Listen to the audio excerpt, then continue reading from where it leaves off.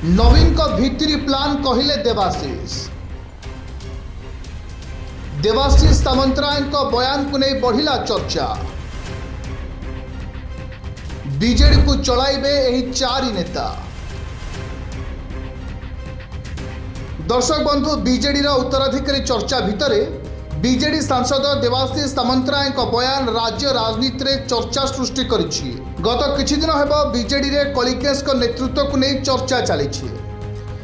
पश्चिम ओडिशार जनक पर जड़े नेता कलिकेश नेतृत्व को समर्थन जणाई प्रतिक्रिया रखुवा बेले देवाशीष सामंतराय भी एथिरे एक प्रकार मोहर मारिछंती।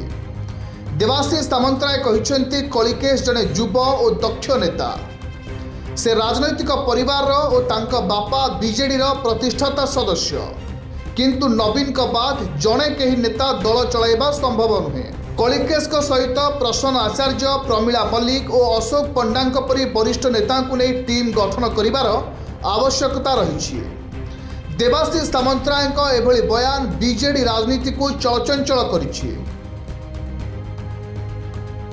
तेबे बड़ कथा हेउछि देवाशीष हुए तो कथा कथार जणाइबाकू चाहुछंती कि कलिकेश प्रति तांकर भी समर्थन अछि।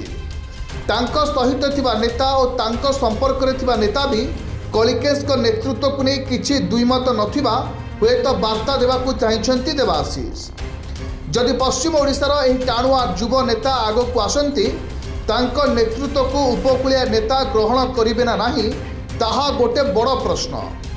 किंतु किछि दिन पूर्व कलिकेश और अरुण साहू भेटघाट आउ एबे देवाशीष सामंतराय एभली बयान बोध हुए ए सब प्रश्नर उत्तर दे सारी।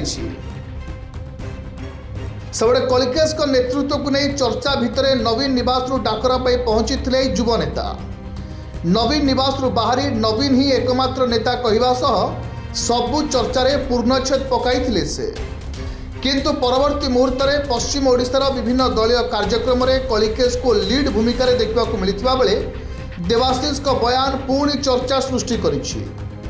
आगकू किछि गोटे हलचल सृष्टि होई पारे बोली शुणिबाकू मिलुछि। किंतु एकथा सत कि बीजेडी रे केतेबेले कौन निष्पत्ति हेबो नवीन को छड़ा केही भी टेर पाई न थांती। किंतु कलिकेश को नहीं जो किछि चर्चा आरंभ होइछि एथिरे जे किछि सत्यता नाही ताहा भी कहिबा मुश्किल।